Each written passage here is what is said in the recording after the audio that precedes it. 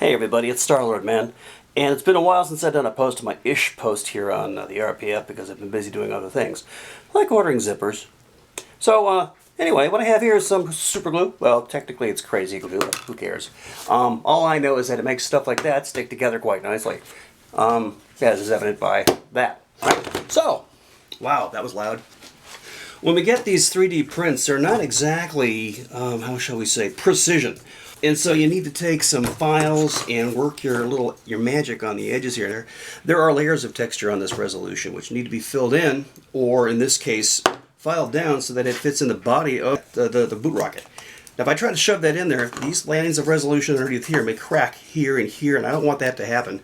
Otherwise, it's Bondo City. And it's a good thing to use to smooth stuff out and sand it down, so when you do paint, it's really smooth and pretty, right? Right. Doing this on a flat surface, it's not exactly, you'll notice my mat is not exactly flat. So I'll create a little table here with all my other files so I can get my fingers underneath here.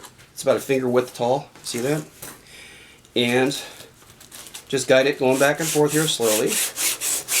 I'm just kind of taking a little chisel shape out of this, so I'm leaning in toward the center of the emery board. This is I believe this is 100 grit. It's 100 on one side, and yes, you guessed it, 100 on the other side.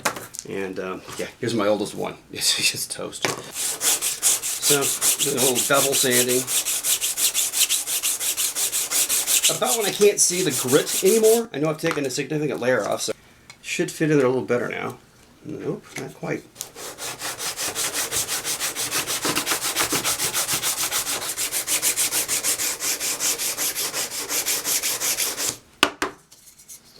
You can feel it just a little bit there.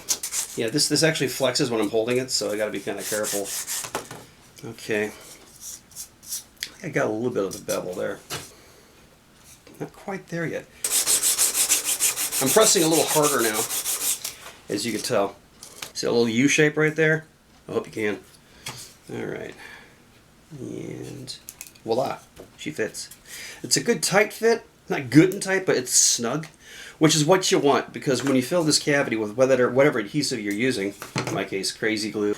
So, on we go to the next one. On this rocket booster substrate, we have a little shape here going on where I angled it a little bit so I can get a bevel on this square piece that goes into that little socket. So we're going to do this again, only from this angle. I'll show you a little bit more how I'm doing this. I can still feel the grit on there, so there's not so much material on the file as to make it useless yet. I'm angling down a little bit. You can tell by the stripe I'm doing there. A little bit of that bevel shape right there. Okay. So what I'm doing here is I'm bowing a little bit. I'm making a little bend. Flip that around. Let's try that edge.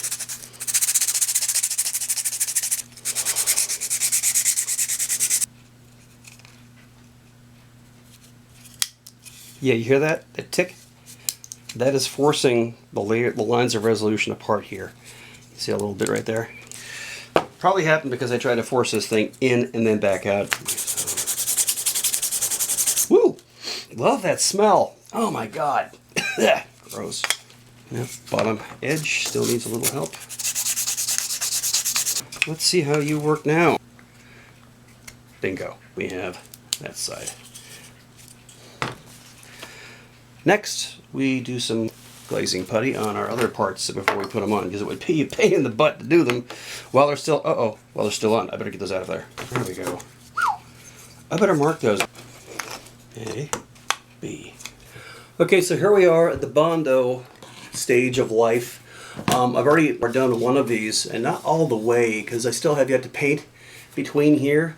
And I very stupidly glued this piece to this piece. And getting my brush up inside of here is going to be a bit of a challenge, but that's okay.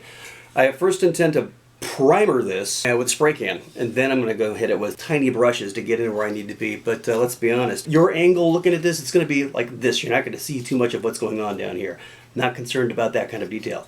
Until I find a device I could use to twist this off like they do in the movie, a little round thing back here, I might mount it to this thing. I don't know. Cross that bridge when I blow it up. I'm at the stage now where we're going to be taking this product made by Bondo. It's called Glazing and Spot Putty. Thank you, Robbie. This is really good for smoothing out rough, or I should say low resolution print. And by that, I mean, you really can't tell by looking at it right here. But listen, hear that? My nail's going across little valleys and peaks. It's got, you can hear it, hear that? And make it sound like this. Ooh, smooth. Before I do any of this gluing stuff, I had mentioned before that I was going to take part A, and there's my wife walking by. You really can't add it to inside of here, so you have to keep that apart, put it on, and then do your gluing. So away we go here. Now, you can go to your craft store and pick up some of these little wooden spatulas I picked up. They're specifically made for, I guess, painting. Whoop, there we go. Like the magic Play-Doh Fun Factory. Eventually you could use your finger to do this, but it gets all over your fingers, right? Take this and just put it on. Eventually we're going to have something that's not as sloppy looking, but just kind of filling those gaps like this. I'm not worried. I'm just concerned about these holes because I can just go in there and do that. So I'm just getting it off of the spatula and going across the grain to fill those valleys and those peaks. So you have a kind of a finite amount of time to work with it, but it's pretty easy stuff to work with. You know, I got a little pebble I picked up off the mat. It still spreads on. And a little goes a long way, as you can see there. Achieved smoothness on all these lovely bits right here, but something I had forgotten, and that is that tab A, it doesn't necessarily always fit into a slot B when it comes to, yeah. So, once again, we are shaving the tag down. This has more grit on it. I think you can usually hear it and feel it. You can see it too. See a little stripe? There it is. Rotate and keep going. Once it feels like you're rubbing this against a piece of paper, you've got too much material, so you just move down to someplace else. So I can feel it coming off of there. And that's the car alarm outside. No, it's the idiot across the street that doesn't know how to get out of his car and knock on a bloody door. Tab A, slot B. So got a little bit of crazy glue here.